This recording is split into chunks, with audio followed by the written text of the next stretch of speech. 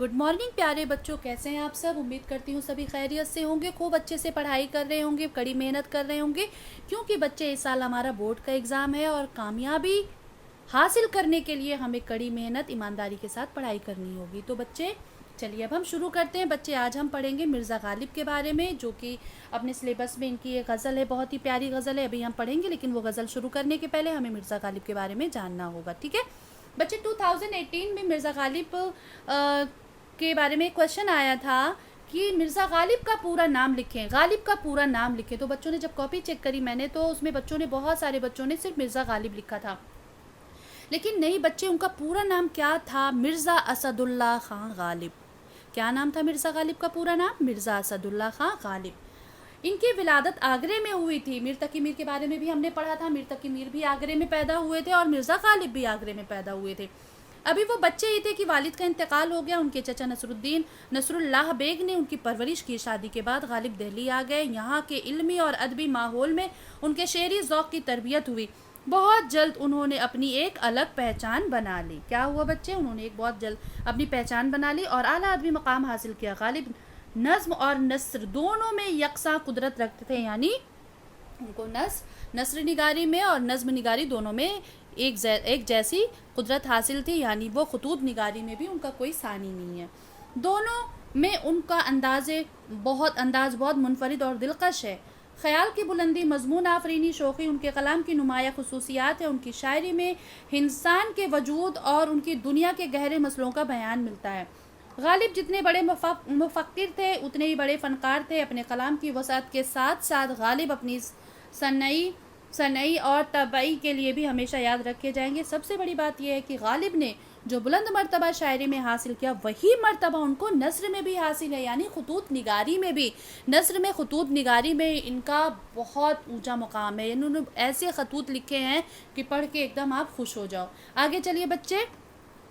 दीवान गालिब में बामुश्किल 2000 अशार हैं, लेकिन गालिब हिंदुस्तान ही के नहीं, दुनिया के बड़े शायरों में शुमार किए जाते हैं। उनके खतूत के बच्चे ये देखें, इनके 2 खतूत दिए गए। उनके खतूत के मजमूए उर्दू मुअल्ला औदे हिंदी के नाम से शाये हो चुके हैं। ये बहुत ही मशहूर खतूत के मजमूए हैं बच्चे। उम्मीद करती हूँ कि आपको ये बहुत अच्छे से समझ में आ गया होगा। चलिए अब हम इनकी क्या पढ़ते हैं, गज़ल पढ़ते हैं, जो कि बहुत प्यारी गज़ल है। चलिए शुरू करते हैं।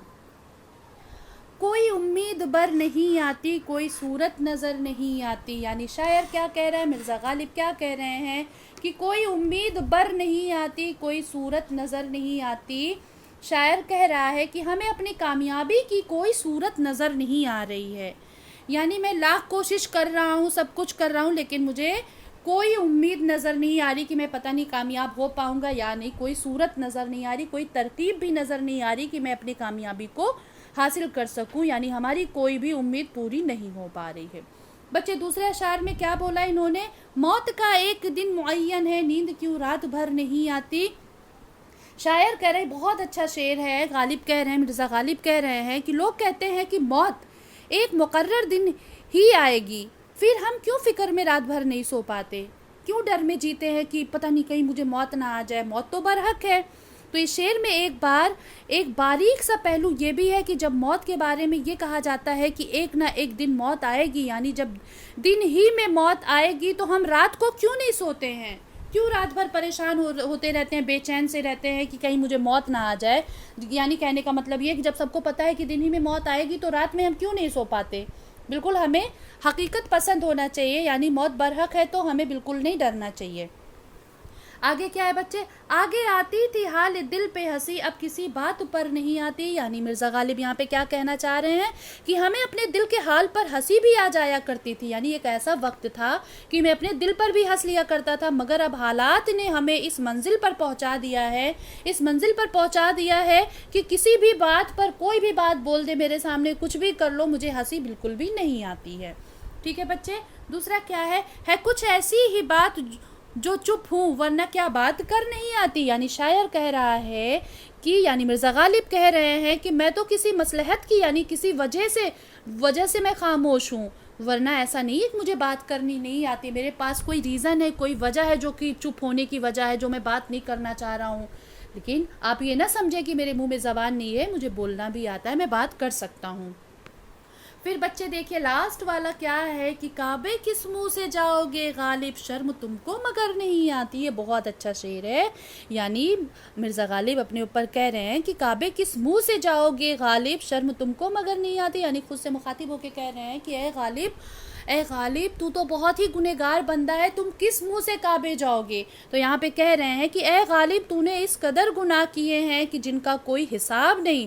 اب اتنے گناہ کرنے کے بعد تم کس منہ سے کعبے جاؤ گے؟ اتنا گناہ کرنے کے بعد تمہیں کعبے جاتے ہوئے بھی شرم نہیں آئے گی؟ شرم سے ڈوب مرنا چاہیے آپ کو. تو بچے یہاں پہ آئی ہوپ آپ کو یہ بہت اچھے سے سمجھ میں آ گیا ہو، کیونکہ تشریح پوچھی جا سکتی ہے. کوئی بھی ایک اشعار اٹھا کے آپ سے بولیں گے کہ اس کی تشریح کرو، تو بچے اس کو بہت دھیان سے سننا، ٹھیک ہے؟ چلیے اب ہم کیا کرتے ہیں بچے، کوشچن آنسر کرتے ہیں. کیا کرتے ہیں؟ Question answer. Okay, first question کیا ہے کہ کوئی صورت نظر نہیں آتی سے کیا مراد ہے؟ کوئی صورت نظر نہیں آتی سے کیا مراد ہے؟ اس سے یہ مراد ہے کہ کامیابی حاصل کرنے کی کوئی راہ، کوئی راستہ یا کوئی تدبیر نظر نہیں آ رہی، کوئی آئیڈیا نظر نہیں آ رہا. دوسرا سوال کیا ہے؟ دوسرے شعر کا مفہوم بیان کیجئے. مفہوم کیا کہنا کیا چاہ رہے ہیں اس میں؟ جب موت کا ایک دن مقرر کر دیا گیا ہے تو ہمیں موت کے ڈر سے راتوں کو نیند کیوں نہیں آ پاتی؟ یہی تو کہہ رہے ہیں دوسرا شعر. ایسے ایگزام میں پوچھیں گے بیٹا، اس طریقے ایسے نہیں پوچھیں گے دوسرے شعر کا ہمیں کیا پتا دوسرا شعر کیا تھا. تو دوسرا شعر ایسے ڈالیں گے، موت کا ایک دن معین ہے، نیند کیوں رات بھر نہیں آتی، اس کا مفہوم بیان کریں. تو آپ سیدھے وہی ایکسپلین کر دو گے، آرام سے لکھ سکتے ہو آپ اسے بہت اچھے طریقے سے، ٹھیک ہے. تیسرا کوشچن کیا ہے بچے کہ کعبے جانے سے شاعر کو شرم کیوں آتی ہے؟ سبھی نے پڑھا. کعبے جانے سے شاعر کو اس لیے شرم آ رہی ہے کیونکہ شاعر نے بے پناہ گناہ کیے ہوئے ہیں. یعنی شاعر نے زندگی میں اس قدر زیادہ گناہ کیے ہیں کہ اب اسے حج کے لیے جاتے ہوئے شرم آ رہی ہے. یعنی کعبے جانے کے لیے دل صاف ہونا چاہیے، کوئی میل، کوئی گندگی، کوئی گناہ نہیں ہونا چاہیے. تو وہی یہاں پہ کہنا چاہ رہے ہیں کہ شاعر نے کعبے جانے میں شرم اس لیے آ رہی ہے کیونکہ وہ گناہ سے بھرے ہیں، گناہ انہوں نے بہت زیادہ کر رکھے، اس وجہ سے انہیں شرم آ رہی ہے. اچھا بچے لاسٹ کویشچن کیا ہے کہ اس غزل کے قافیے اپنی کاپی میں لکھیے. بر نظر بچے میں چیز آپ کو بتاتی چلوں کہ یہ دیکھیے میں آپ سب کو کہ یہ قافیہ ہوتا کیا ہے. یہ دیکھیے قافیہ، یہ کوئی امید بر کیا ہو گیا، بر نہیں آتی، کوئی صورت نظر نہیں آتی، یہ کیا ہے؟ قافیہ ہے. موت کا ایک دن معین ہے، نیند کیوں رات بھر نہیں آتی. تو یہ ساری چیز کیا ہے؟ آگے آتی تھی حال دل پہ حسب کسی بات پر نہیں آتی ہے. یہ ساری چیزیں کیا ہے بچے؟ قافیہ ہے. کیا ہے؟ قافیہ ہے. تو یہ دیکھیے یہاں پہ دے رکھا ہے، سمجھا رکھا ہے کہ بر نظر پھر پر کر مگر، یہ ساری چیزیں کیا ہے آپ کی؟ قافیہ ہیں. کیا ہے بچے؟ قافیہ ہیں. ردیف کیا ہے؟ اشعار کے لاسٹ میں آتا ہے. ٹھیک ہے بچے، امید کرتی ہوں کہ آپ کو یہ چیپٹر بہت اچھے سے سمجھ میں آ گیا اور آپ ایگزام میں اسے بہت اچھے سے سالو کریں اور پورے کے پورے نمبر حاصل کریں. بچے اس چینل کو لائک، سبسکرائب، شیئر بھی کر دیں گے تاکہ کوئی بھی ویڈیوز میں کوئی بھی چیپٹر تیار کروں تو میرے بھیجنے کے پہلے آپ تک پہنچ جائے. اوکے بچے، اللہ حافظ، بائے بائے.